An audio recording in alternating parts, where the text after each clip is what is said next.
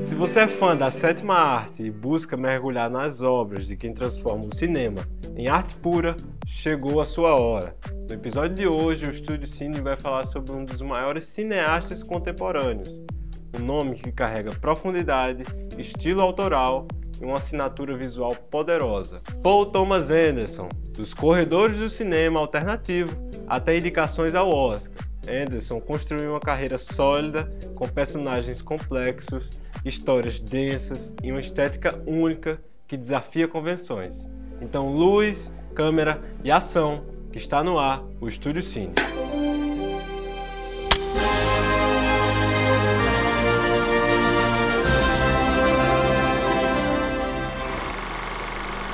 Quando falamos em cinema autoral, nos dias de hoje, Paul Thomas Anderson é praticamente uma unanimidade. Ele é considerado um dos principais diretores da nova geração do cinema norte-americano. Um verdadeiro herdeiro do estilo de mestres como Martin Scorsese, Robert Altman, mas com uma identidade completamente própria. E é isso que a gente vai explorar hoje.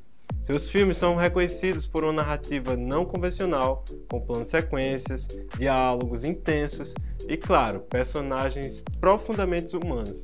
Com obras como Bug Night, Magnolia, Sangue Negro, Licorice Pizza, Anderson conquistou o respeito da crítica e do público, e também da academia. Paul Thomas Anderson nasceu em Los Angeles, lá na Califórnia, em 26 de julho de 1970. Desde cedo mostrou interesse pelo audiovisual, filmando curtas com a câmera da família.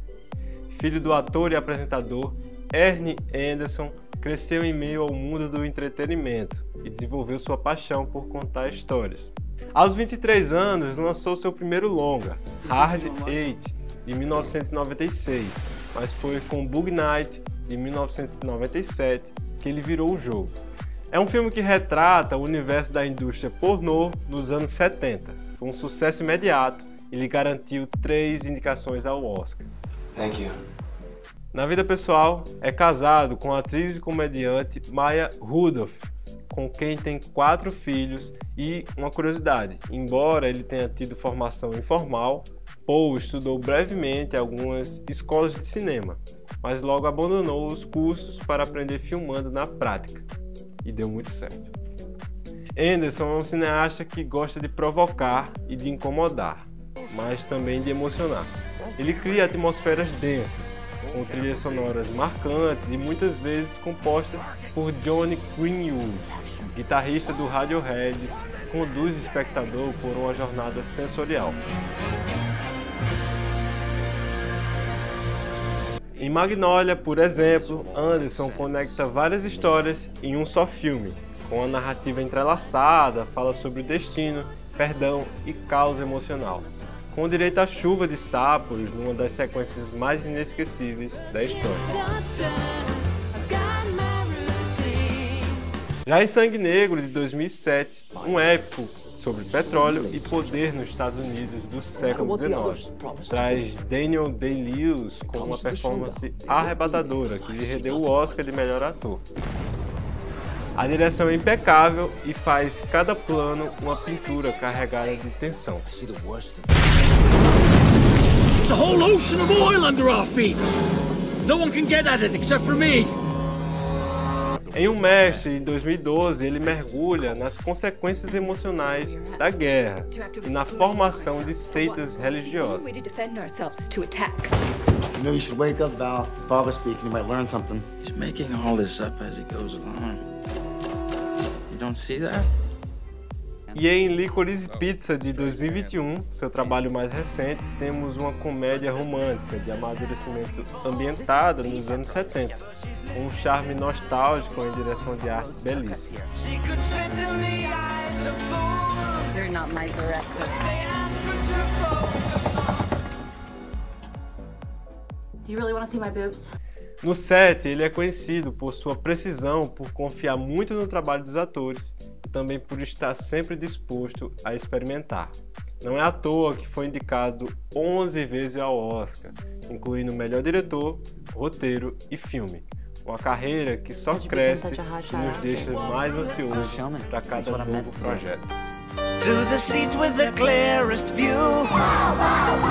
E agora segura aí, que depois do intervalo tem muito mais. Vamos contar com a análise do crítico Sandro Alves para vocês e uma indicação super especial com Bruna Sinésio. Não sai daí, Estúdio Cine volta já.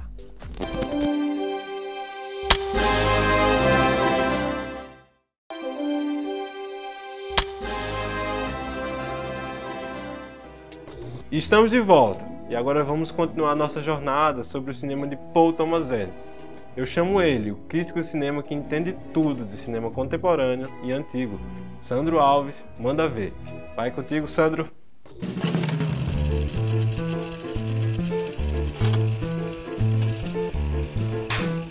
Embriagado de Amor, uma comédia romântica atípica de Paul Thomas Anderson. Hoje, na análise cinematográfica, eu vou falar de um filme que subverte as expectativas da comédia romântica, uma obra peculiar e encantadora de um mestre do cinema moderno contemporâneo, Paul Thomas Anderson. Como eu falei, o título Embriagado de Amor, Punk Drunk Love, no título original de 2002, em tradução livre significa amor embriagado de soco. É um termo usado para descrever o estado de alguém que está profundamente apaixonado de uma forma quase frenética, obsessiva, como se estivesse embriagado pelo amor. O filme acompanha Barry Egan, que é interpretado por Adam Sandler numa performance delicada e incomum. A personagem é um homem com sérios problemas de raiva, dono de uma pequena empresa de desentupidores de privada. Sua vida solitária e reprimida é abalada por dois eventos: um encontro inesperado com Lena Leonard e uma estranha oportunidade de acumular milhas aéreas comprando pudim. Longe das comédias escrachadas que consagraram a imagem do ator, Adam Sandler entrega uma atuação sensível e cheia de nuances, capturando a fragilidade e a fúria contida de Barry. Já Emily Watson interpreta Lena Leonard, o seu interesse amoroso, de uma forma absolutamente delicada, bonita, preciosa, minuciosa.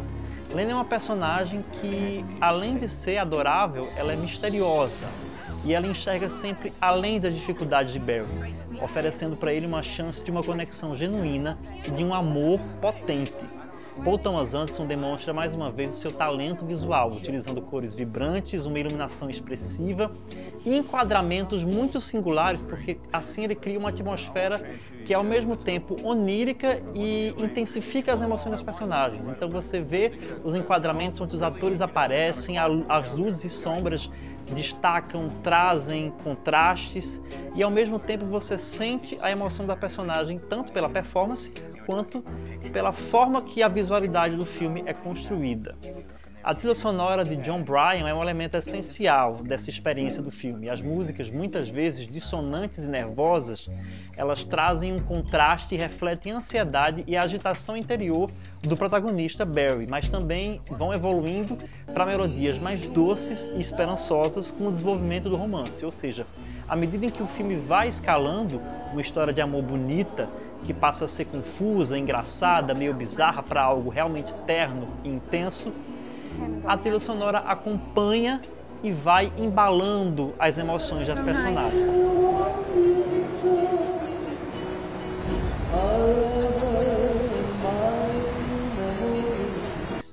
O filme explora temas como o isolamento, a dificuldade de lidar com a própria raiva, a ansiedade e a busca por um amor que aceite e compreenda as imperfeições.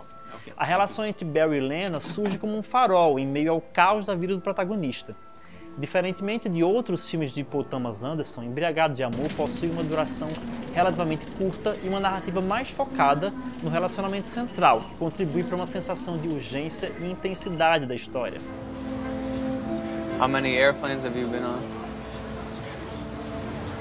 Saying maybe over 100. Esse é um filme que fala sobre a força mobilizadora do sentimento, do amor romântico, como uma coisa que pode realmente superar qualquer dificuldade. É uma força que faz com que o protagonista saia de um cara absolutamente medíocre para quase um super-homem, embalado por essa força desse amor que embriaga e que contagia toda a existência dele. É um filme lindamente interpretado, maravilhosamente dirigido e deu para o Paul Thomas Anderson o prêmio mais importante da carreira dele, que foi o prêmio de melhor direção no Festival de Cannes.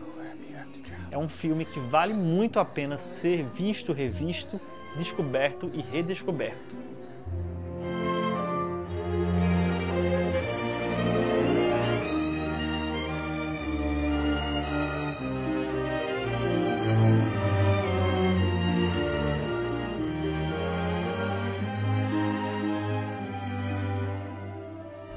E essa foi a crítica de Embriagado de Amor na nossa análise cinematográfica. E aí, o filme te surpreendeu? É uma comédia romântica fora do comum? O que é que vocês acharam de Adam Sandler? É com você, Gil. Valeu demais, Sandro. E é claro que não poderia faltar aquela dica especial para você assistir em casa. Então vamos com ela, nossa especialista em indicações certeiras, Bruna Sinésio.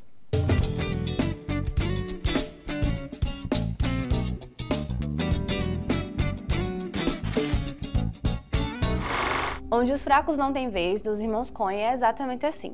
Um faroeste moderno, seco, que não tem pressa de agradar e que carrega no silêncio um peso maior que qualquer trilha sonora.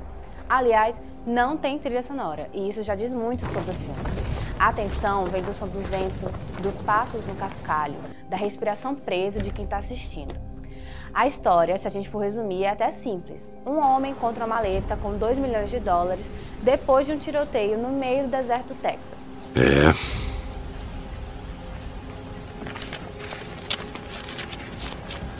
E é aí que entra Anton Chigurh, um dos vilões mais estranhamente hipnotizantes do cinema.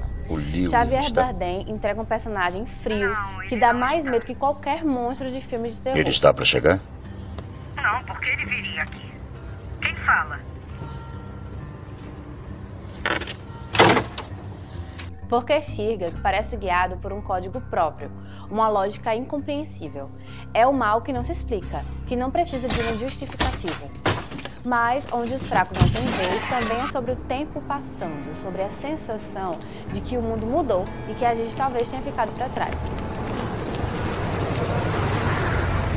O personagem de Sheriff Bell, vivido melancolicamente por Tommy Lee, carrega isso no olhar, o peso de alguém que sente que a violência não é mais algo que se entende ou se controla.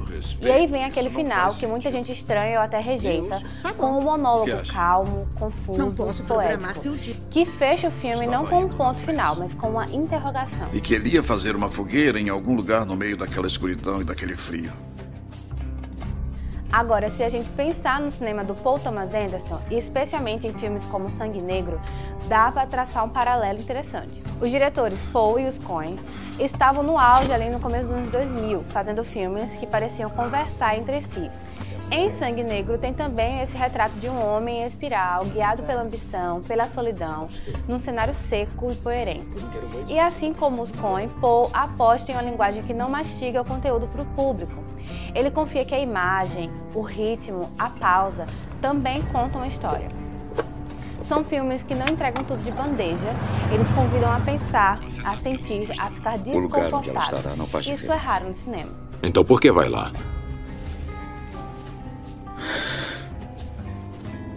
Sabe como isso vai acabar, não é?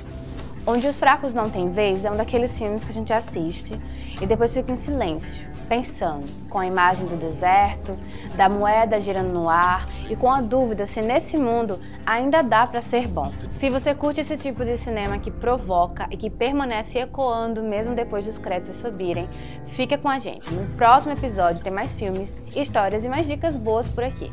E agora é com você, Gil. Valeu, Bruna! E é isso, o Estúdio Cine vai ficando por aqui e a gente falou sobre Paul Thomas Anderson. Ele, que é desses diretores que desafiam o espectador e provocam o encantamento, que fazem também refletir sobre as contradições da alma humana. Um cineasta que não tem medo de ousar e que, com certeza, já cravou seu nome na história do cinema. No próximo episódio, seguimos explorando o que há de melhor na sétima arte. Até lá, continue assistindo os filmes e questionando narrativas, é claro. Corta!